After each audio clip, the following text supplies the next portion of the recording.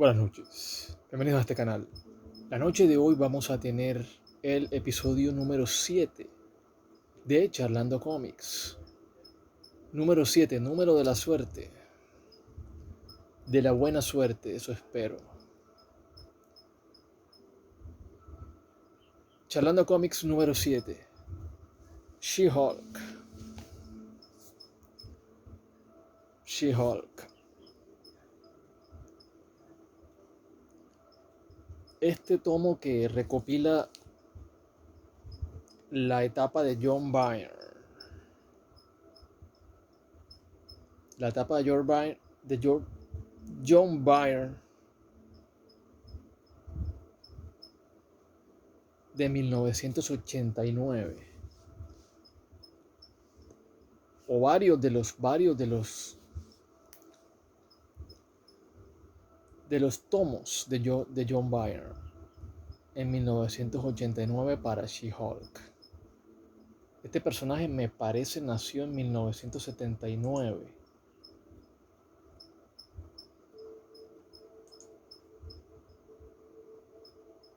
Dice Jennifer Walters, Wikipedia, dice esto. También llamada Hulka o Gigante Jade en muchas de las traducciones al español. Es una superheroína ficticia que aparece en los cómics estadounidenses publicados por Marvel Comics.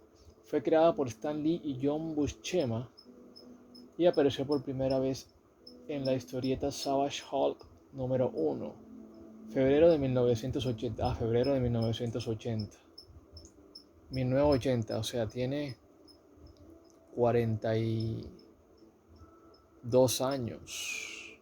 Va a cumplir 40, o sea, tiene 41 años, va a cumplir 42 o 40 y, a ver,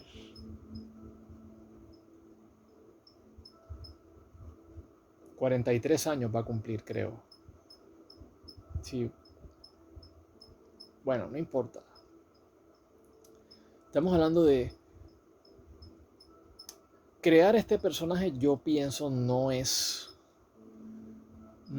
un logro exorbitante. O sea, yo pienso que lo interesante de estos personajes femeninos que representan un lado femenino de su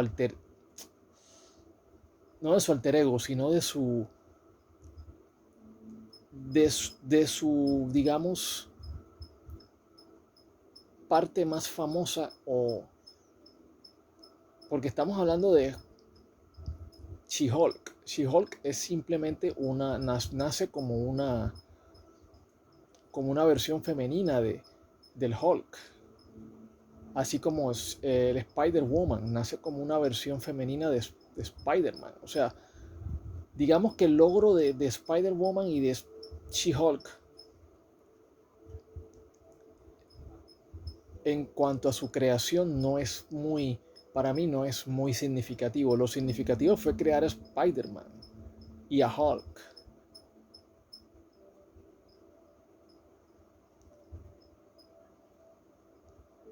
Pues en el momento no tenemos una Capitana América, por ejemplo, no tenemos una Capitana América.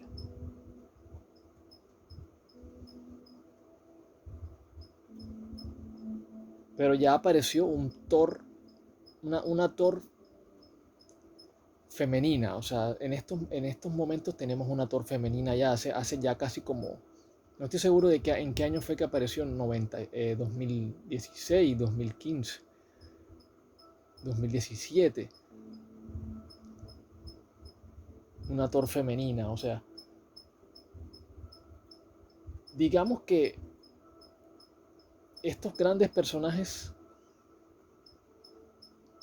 por su fama, por la fama que lograron y por el éxito que lograron, despertaron una inquietud en Stan Lee, porque tuvo que haber sido de esa manera. O sea, ¿qué pasaría si un vivo, un avivato, una persona muy oportunista, qué pasaría si un oportunista viene y nos crea un personaje de cómic que se llame, por ejemplo, Spider-Woman? O sea, no es como Spider-Man, sino Spider-Woman.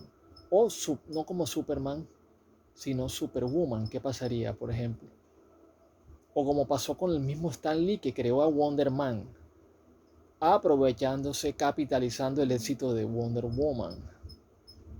Tengo entendido de que esa publicación de Wonder Man le creó problemas legales y el personaje estuvo guardado por bastantes años porque no quería Stan Lee meterse en más problemas legales porque entonces él mismo creó ese Wonder Man para capitalizar el éxito de Wonder Woman de otra editorial. Entonces él temía de que le hicieran lo mismo a él, de que le metieran una She-Hulk, pero en otra editorial, no voy a mencionar nombres, o sea, en otra editorial rival o en una editorial independiente. Un oportunista hiciera eso, que legalmente registrara el nombre de She-Hulk, por ejemplo, o de Spider-Woman, o de cualquiera de estos personajes femeninos que son la parte femenina del héroe, que es el héroe que todos conocemos, que es, por ejemplo, Hulk o Spider-Man. O sea, entonces lo que quiero decir es que estos personajes nacieron, digamos, de una manera muy, de una manera simplemente a modo de prevención, o sea, a modo de prevención, para evitar que la compañía rival o que cualquier vivo, cualquier oportunista se hiciera con el nombre del personaje, pero versión femenina, y así lograra capitalizar el éxito que otros lograron, que otros ya consiguieron. O sea, y estas cosas suceden en los negocios. O sea, tú tienes que ser un tigre en los negocios. Como pasó con Steve Jobs, que Steve Jobs quizás no era el creador de todo el software y todo el engranaje de lo que era Apple, las computadoras, todo lo que es la parte técnica, la parte de ingeniería, es para que la computadora funcione, no la creó Steve Jobs. Sin embargo, fue como el gerente del proyecto, fue como el gerente, siempre fue la parte que estaba consiguiendo los recursos, consiguiendo si él no sabía hacerla, entonces buscaba a alguien que sí supiera hacerlo. O sea, era el gerente que estaba detrás de todo el engranaje de Apple, pero no era él el ingeniero como tal que creaba el software. Es como muchas veces el director técnico de un equipo. El director técnico de un equipo, por ejemplo, Scaloni, por ejemplo, que uno dice, bueno, Scaloni como técnico no fue técnico de grandes equipos. No fue técnico de grandes equipos en Europa, en Argentina, ni ganó grandes títulos. Pero fue el técnico que cogió a Messi y lo hizo campeón del mundo.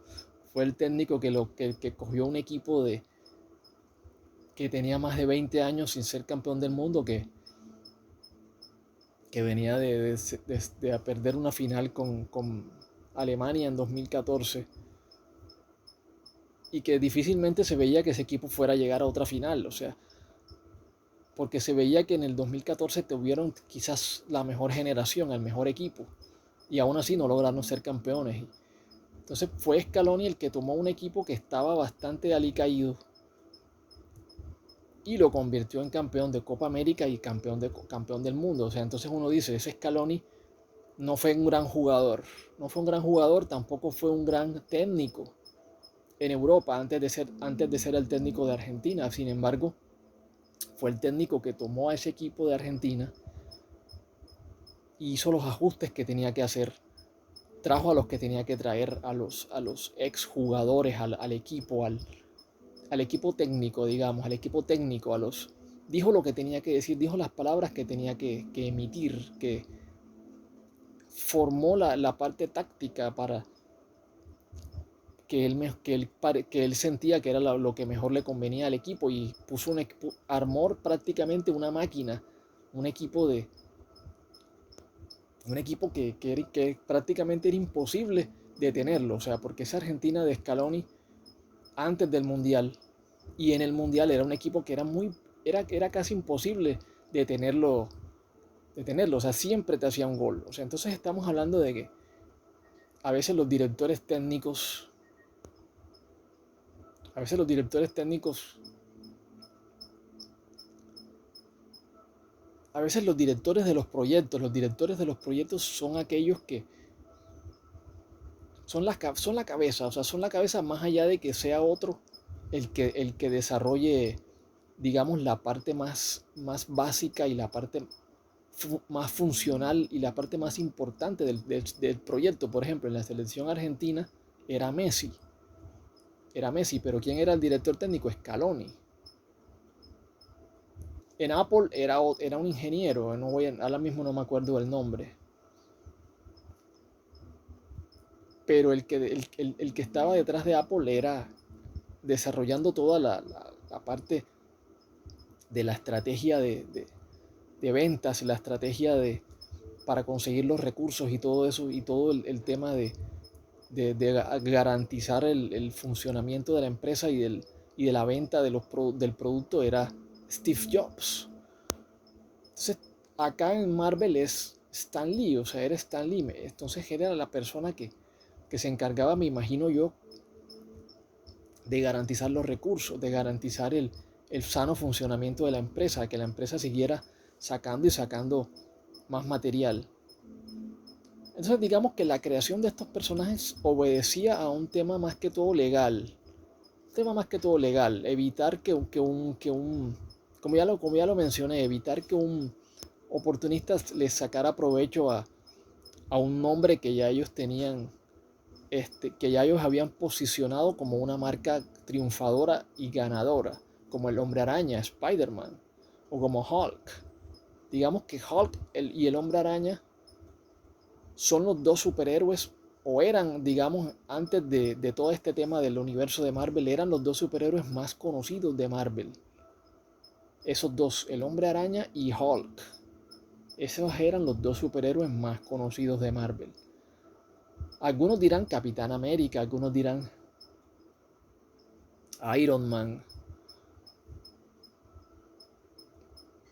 Pero yo pienso que eran Hulk y Spider-Man. Esos eran los personajes más conocidos y más populares del universo Marvel. Y entonces de ahí la necesidad de crearles unas versiones femeninas que sirvieran para detener a cualquier posibilidad de que apareciera la editorial rival a crearle una She-Hulk o un Spider-Woman en la editorial rival. Entonces que tomaran provecho de... Y recordemos que el Wonder Man, yo digo Wonder Man, ¿para qué Stan Lee saca un Wonder Man? ¿Para qué Stan Lee saca un Wonder Man? O sea, me parece que si estás temiendo de que te saquen un She-Hulk en la editorial rival, o que te saquen un Spider-Woman, ¿para qué tú sacas un Wonder Man? O sea, estás como que provocando que la empresa rival te... Estás como haciendo una provocación, me parece a mí una provocación. El punto es que todo esto hace parte del picante de la industria del cómic, que yo no soy experto ni mucho menos. O sea, yo solamente lo poco que leo es lo poco que yo saco que yo ato los cabos y trato de ver cómo era este negocio de competitivo, de este tema del Doom Patrol, cómo después salieron los X-Men. O sea, primero fue el Doom Patrol y después salen los X-Men. Y los X-Men terminan siendo mucho más populares que el Doom Patrol. Y cómo, o sea, porque es que uno ve estas casas de cómic, como una casa saca un personaje y la otra casa le responde con otro. O sea, con poderes similares.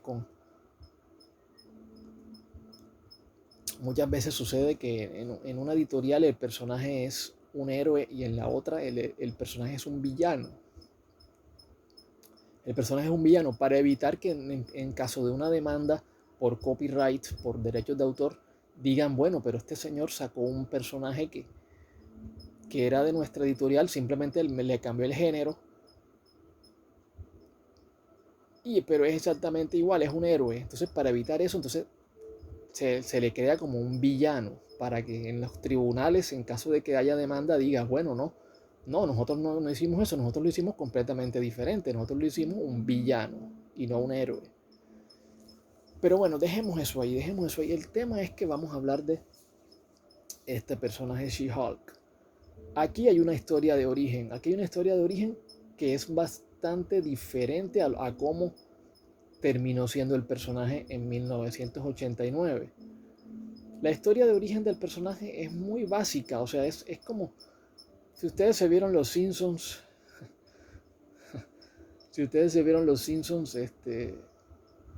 es decir, el Hulk fue creado por una especie de explosión atómica, básicamente, como el hombre radioactivo de Los Simpsons, o sea, hubo una explosión atómica los rayos esos gamma este, le, le causaron al doctor Banner una reacción en su ADN que lo convirtió en una especie de monstruo verde supermusculoso y muy enojado y que todo lo puede físicamente, una mole muscular que puede saltar prácticamente de la Tierra a la estratosfera, o sea, salir de la Tierra con un salto si quisiera, o puede tener la fuerza de... Es el personaje, yo pienso que Hulk es el personaje más fuerte de los cómics. Pienso que es hasta más fuerte que Superman. Él es el más fuerte de los cómics. Por eso cuando un personaje le gana en fuerza a Hulk, es como cuando uno dice, bueno, esta historia ya está forzada, ya están forzando las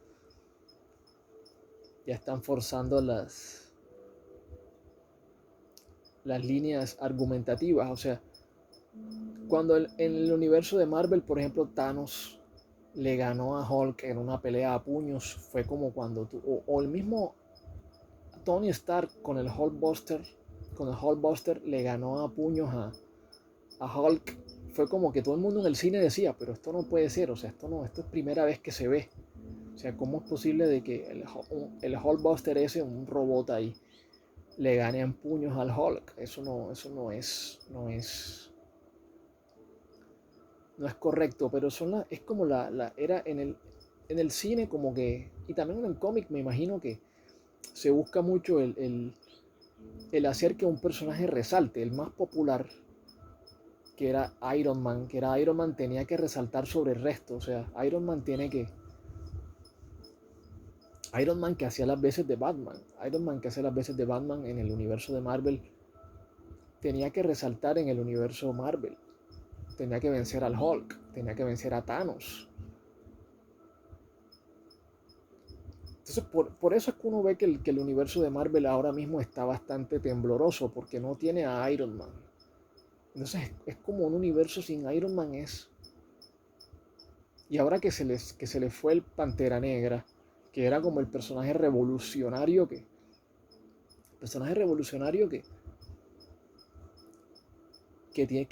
había logrado Marvel de una manera bastante, digamos, sorprendente, porque digamos que ese personaje de Pantera Negra toma elementos de Batman, de su traje, al menos en la parte de la lucha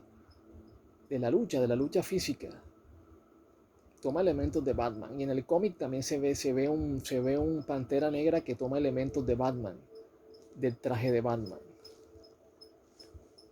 Y lo mismo sucede con Cyborg en DC, que toma elementos de Iron Man.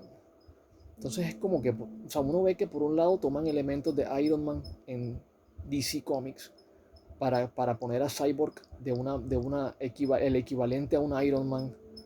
Y en Marvel uno ve que toman elementos de Batman para ponérselos a Pantera Negra, para ponerlo como un Batman en Avengers, por ejemplo.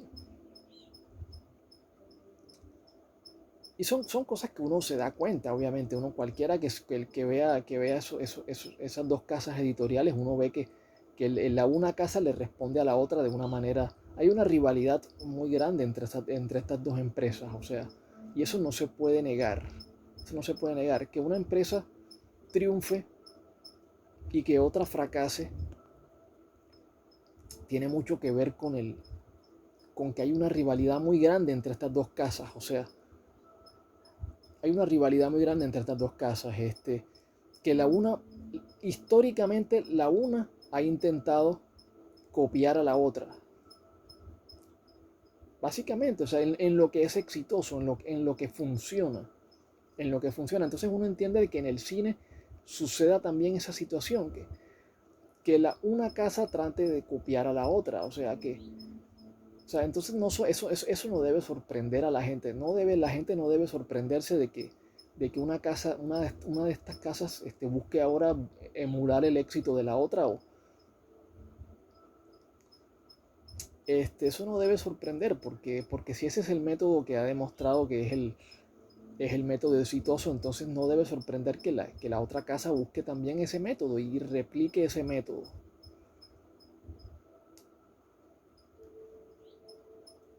Bueno, entonces retomando a She-Hulk, este personaje empieza básicamente, es familiar del Bruce Banner, es una familiar, es una prima, creo yo, es una prima, recuerdo.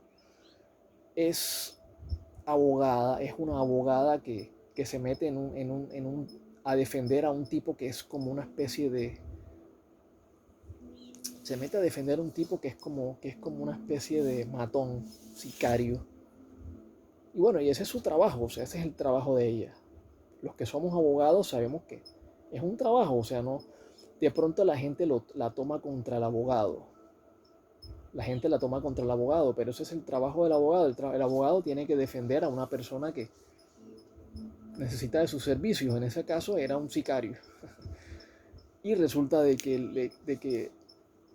los socios o los enemigos más bien los enemigos de este sicario, no quieren que esta abogada defienda a ese señor, porque el tipo puede, puede delatarlos. Entonces lo que hacen es tratar de matar a la abogada. A la abogada le disparan, le hacen un atentado, le disparan sicarial, y esta abogada es herida, pero resulta de que estaba con el Hulk. Casualmente el Hulk no se transforma en Hulk. ¿Por qué no? Porque no, la historia no lo señala de esa manera, porque obviamente el Hulk debió haberse transformado en Hulk, pero resulta que el Hulk no se transforma, el Banner no se transforma. Y lo que hace es que el Banner dice, bueno, voy a mantenerme tranquilo, voy a llevarla no la voy a llevar al hospital, porque al Banner lo estaban buscando las autoridades. Entonces el Banner dice, no lo voy a llevar al hospital, voy a llevarla eh, a mi casa. o la lleva como a su casa, a la misma casa del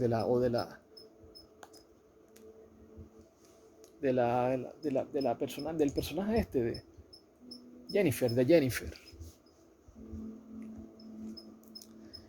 Y ahí le hace una transfusión de sangre.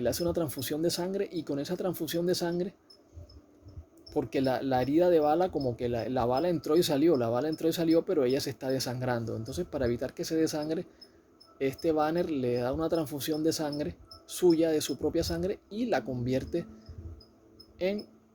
O sea, él sin saberlo la convierte en... le salva la vida, pero al mismo tiempo la convierte en... prácticamente les pasa sus poderes a la Jennifer Walters. Entonces es básicamente que ese es el origen del personaje. Es un origen un poco básico, no es un origen tan rebuscado, o sea, no es rebuscado, es básico, digamos, le pasa la sangre y con eso se convierte en She-Hulk. Prácticamente con los mismos poderes que Hulk, solo que es una mujer. Entonces ahí se ve que ella puede, es decir, es muy salvaje, es como el Hulk, es muy salvaje, o sea, nace como una especie de troglodita, mujer de las cavernas, o sea, con una fuerza brutal, con una musculatura, entonces es como que tiene enojo, entonces es como que nace de esa manera, como una versión femenina del Hulk, pero no es sino en esta etapa del 89 con este Byrne, que es el que le da una personalidad más propia a este personaje, que creo que es la personalidad que ya le conocimos a este personaje en su serie de Marvel, que es una personalidad muy extrovertida, muy cómica, muy de romper la cuarta pared, de hablar con la audiencia. O sea, es un personaje que habla con la audiencia, habla con el lector del cómic. Estamos leyendo el cómic y el personaje te está hablando a ti. Te está hablando a ti. No sé si esa idea le vino de La Historia Sin Fin. Por ejemplo, La Historia Sin Fin, una película que es legendaria. La Historia Sin Fin, que es una película legendaria.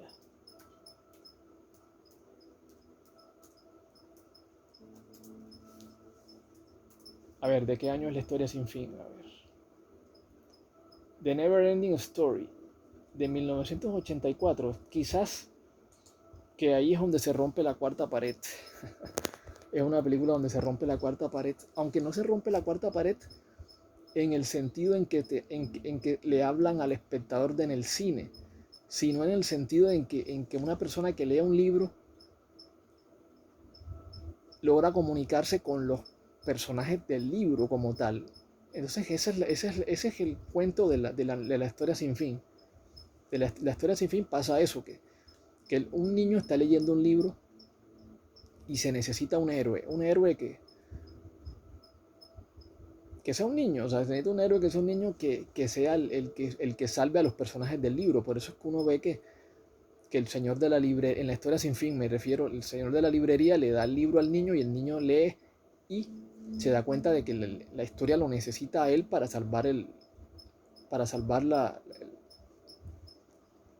fantasía, el reino que hay en el ficticio que hay en el libro. Entonces es como que la fantasía se une con la realidad de la película como tal, pero no rompen la cuarta pared al hablar con el espectador en el cine.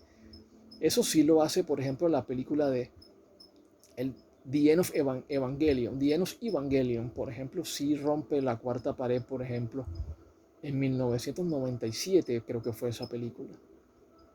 Que salen los espectadores del cine viendo la película en el cine. O sea, una cosa genial.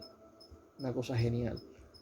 Creo que no se tendría que pensar en esta película de Arnold Schwarzenegger, la del último, The Last Action Hero, o es que se llama esa película. También hace algo parecido. The Last Action Hero. El último gran héroe se llama. De 1993. Bueno, pero ya She-Hulk lo había hecho en el año 1989. O sea, este es de los personajes que es pioneros. O sea, y así lo dice el libro. Es de los personajes que es pionero en romper la cuarta pared. El libro menciona a Deadpool. Y Deadpool es como el ejemplo que a uno le viene a la mente. Pero Deadpool, como es de la misma casa editorial, entonces ellos aprovechan para echarle flores a Deadpool. Obviamente. Aprovechan para echarle flores a Deadpool y para decir, no, Deadpool es el que rompió la cuarta pared. Pero antes de Deadpool lo hizo She-Hulk. Lo cierto es que yo en DC Comics no recuerdo ¿Qué personaje rompe la cuarta pared? No recuerdo. Tendría que pensarlo. Tendría que pensarlo porque eso sí me parece algo novedoso de parte de Marvel Comics. Haber roto la cuarta pared primero que DC. Primero que DC. No recuerdo qué personaje de DC rompe la cuarta pared. Tendría que hacer memoria. A ver. El tema es que este señor Byrne. Este señor Byrne sí que logra.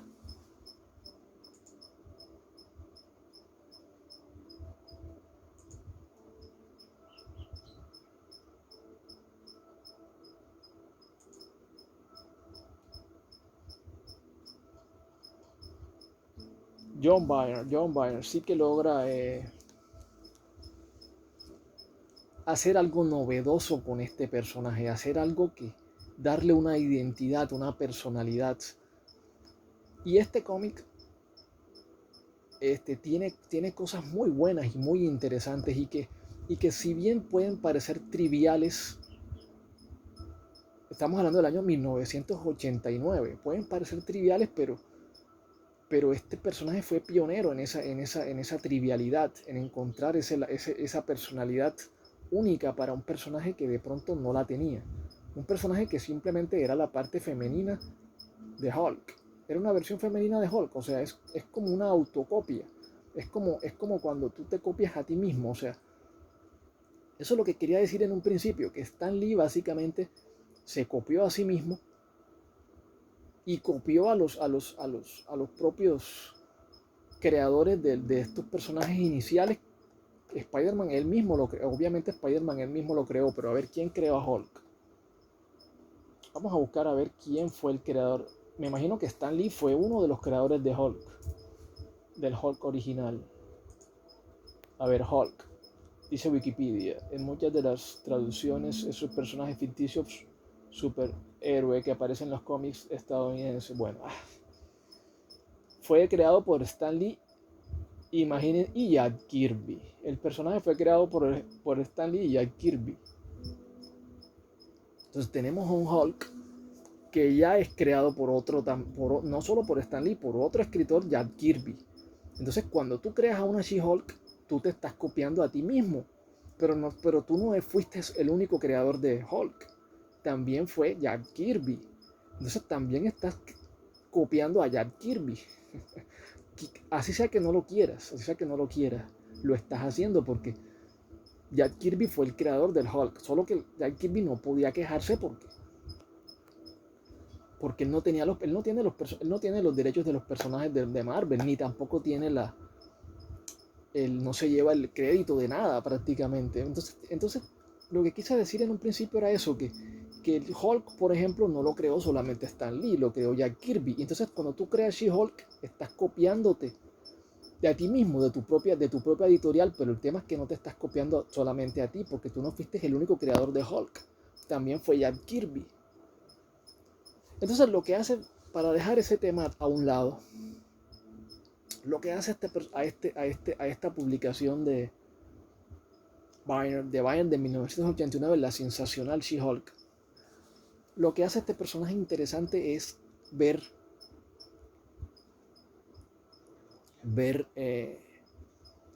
cómo el personaje adquiere una personalidad, cómo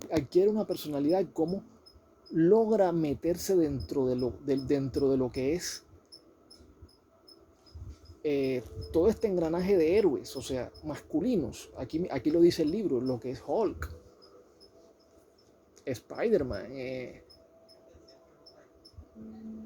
personajes masculinos que tienen una personalidad, que tienen un universo ya establecido, que tienen una fanaticada, básicamente. Entonces meterse dentro de ese mundo con su propia serie y lograr un éxito, me imagino que un éxito moderado, pero lograr un éxito, porque esta serie tiene bastantes números, y está muy bien dibujada, está bien dirigida, tiene elementos novedosos, rompe la cuarta pared, habla con la audiencia, habla con el lector del cómic, por ejemplo. y encontrarle una personalidad, no solamente una chica, no es solamente una chica verde, no es solamente una chica verde, es porque eso es lo que uno podría pensar, no es solo la prima del Hulk, no es solo una chica verde, no es solo una chica verde, es una chica o musculosa, no es una chica musculosa, no es solo una chica musculosa, es una chica muy femenina, es una chica muy femenina, una chica que tiene su propia personalidad, sus propias aventuras,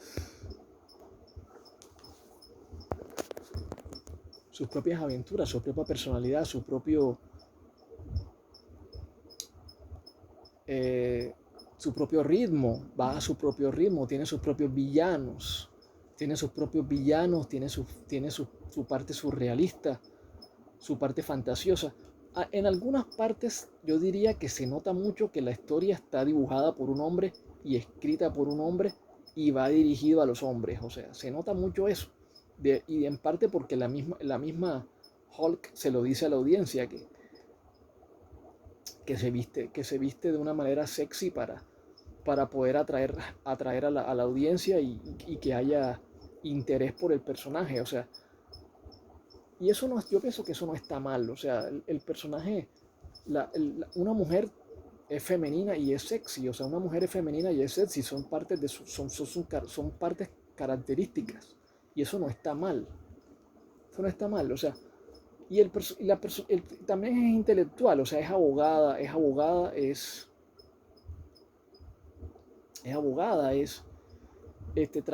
trabaja como defensora de personas que necesiten su ayuda y eso, legal.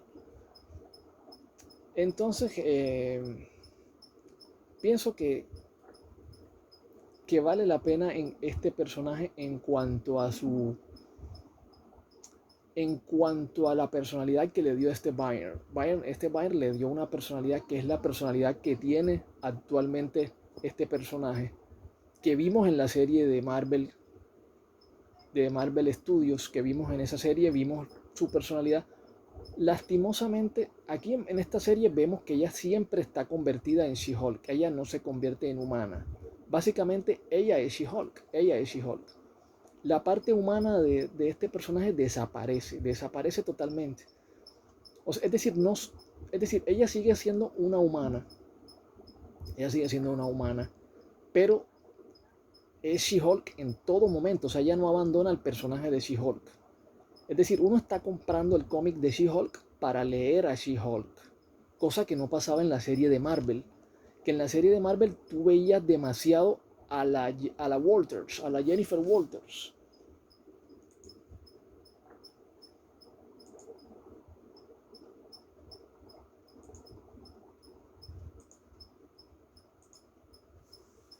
Tú veías demasiado en la serie de televisión tú veías demasiado a la Jennifer Walters. Ese fue un error de la serie.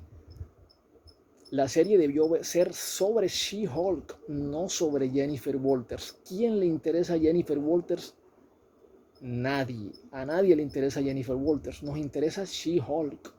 Entonces, cuando tú me haces una serie sobre Jennifer Walters, que se supone que es la serie de She-Hulk, entonces te espera el fracaso. Te espera el fracaso. Por eso esa serie fracasó, porque no supieron igualar este cómic, no supieron entender este cómic. Este cómic es sobre She-Hulk, no sobre Jennifer Walters. A pesar de que lo que pasa es que Jennifer Walters fusiona su personalidad con She-Hulk en este cómic. Fusiona su personalidad con She-Hulk y nace una nueva heroína, nace un nuevo personaje. Ya la Jennifer Walters que existía antes no existe ahora, desaparece. No existe, o sea, existe She-Hulk. She-Hulk porque ella va a los juzgados vestida de She-Hulk. Ella está en todo momento como el personaje, como She-Hulk. En ningún momento pasa a ser Jennifer Walters. ¿Para qué? O sea, ¿para qué ser Jennifer Walters si She-Hulk es la que le da la fama? Si She-Hulk es la que todo el mundo quiere ver. Es el personaje que compramos además en el cómic. Y el personaje que la gente paga para ver en Disney Plus. Si tú pagas para ver a She-Hulk en Disney Plus y la serie se llama She-Hulk, entonces ¿para qué me pones a Jennifer Walters? No me interesa Jennifer Walters, me interesa She-Hulk. She-Hulk. Y ahí estuvo el error de la serie. que el cómic no lo comete. El cómic no lo comete. El cómic en ningún momento nos mete a una Jennifer Walters humana. No lo hace. No lo hace porque eso hubiera sido un error. ¿A quién le interesa? Repito, ¿a quién le interesa Jennifer Walters humana? A nadie. Nos interesa She-Hulk. Pagamos para She-Hulk. Y eso es lo que recibimos.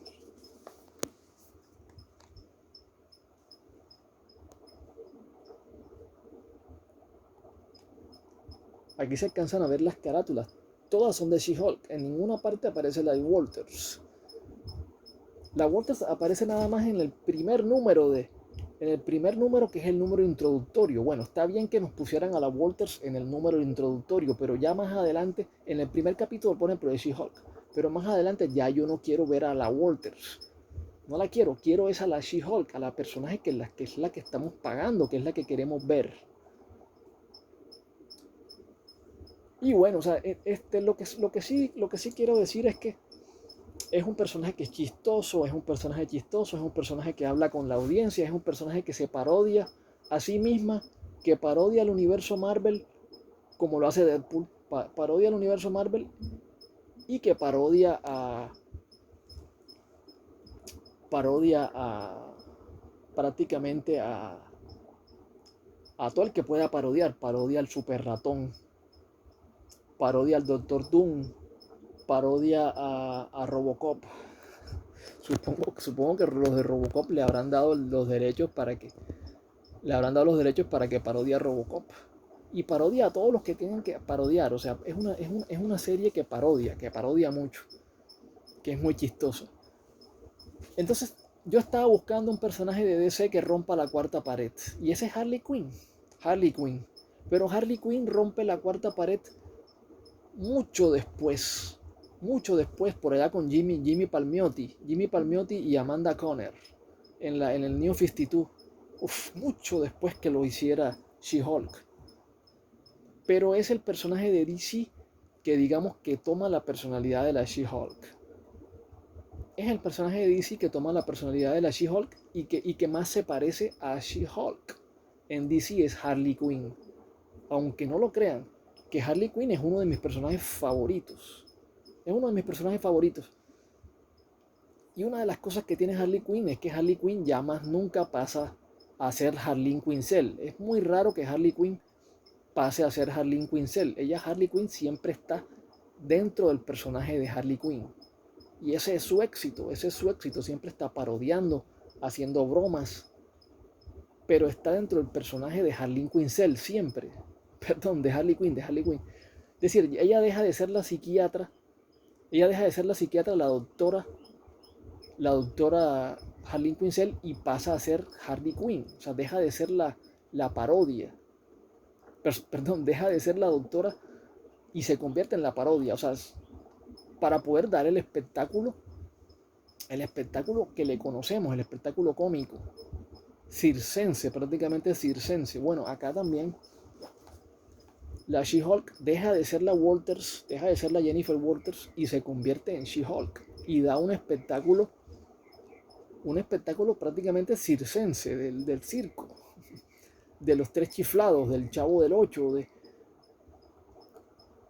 para hablar acá en términos nuestros, el Chavo del Ocho, de los tres chiflados, de un espectáculo cómico, un espectáculo que se disfruta, que da risa, que es divertido, aunque a mí me costó un poco leerlo porque me costó un poco leerlo, pero no estuvo mal, estuvo bien, o sea, estuvo bien. Le pongo a este cómic, le pongo en dibujo, el dibujo es muy bueno, a pesar de ser del 89, es un dibujo muy bonito, muy bien hecho, muy característico de los 80s y de los 90s también. Este escritor, este dibujante tiene mucho talento, John Byrne. Se nota que es un, a ver qué más dibujó Byrne, a ver, John Byrne.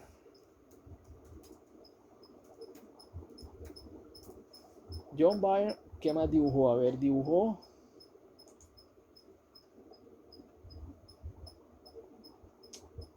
A ver, en Marvel dibujó a Daredevil, X-Men, Capitán América, bueno, la cosa. Holka. Desde 1985 dibujó a Holka. Nuevos mutantes, los nuevos Vengadores. Es decir, es que este personaje de Holka, me rehúso a decirle Holka, este personaje de She-Hulk aparecía, hacía apariciones, o sea, en los Vengadores, hacía apariciones porque no tenía una personalidad como tal. Pero aquí fue que tuvo su serie, y que tuvo éxito. Adquirió su personalidad irreverente, su personalidad irreverente la adquieres en este cómic del 89.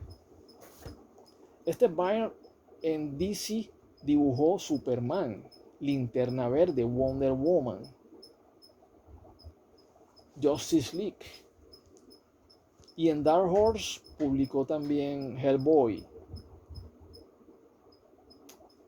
Bueno, entonces no quiero extenderme demasiado. Creo que ya me extendí demasiado con este tema de She-Hulk. Repito, me parece que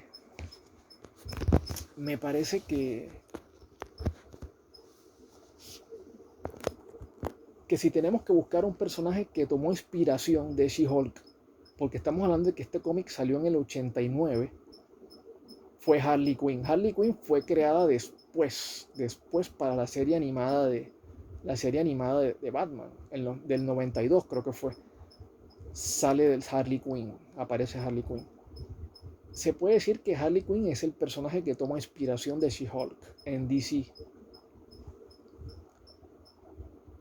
Y me parece bueno de que Marvel quiera popularizar este personaje, porque es un personaje que ya hizo historia, que ya tiene su propia personalidad, que ya tiene su propio... Está establecida de una manera